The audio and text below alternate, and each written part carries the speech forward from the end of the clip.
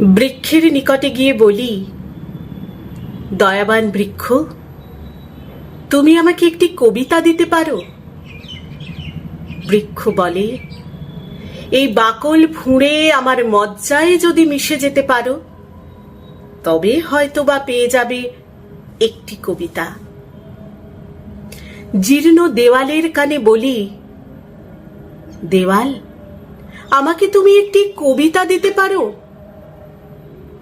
পুরনো দেওয়াল বলে শ্যাওলা ঢাকা স্বরে, এই ইট সুরকির ভেতর যদি নিজেকে গুঁড়িয়ে দাও, তবে হয়তো বা পেয়ে যাবে একটি কবিতা।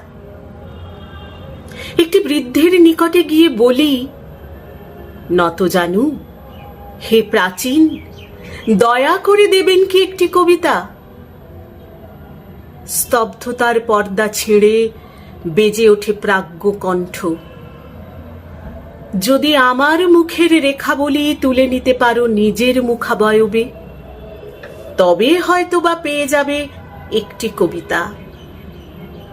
কেবল কয়েক ছত্র কবিতার জন্যে এই বৃক্ষ, জরাজীর্ণ দেওয়াল এবং বৃদ্ধের সম্মুখে নত জানু আমি থাকবো কতকাল? বলো কতকাল?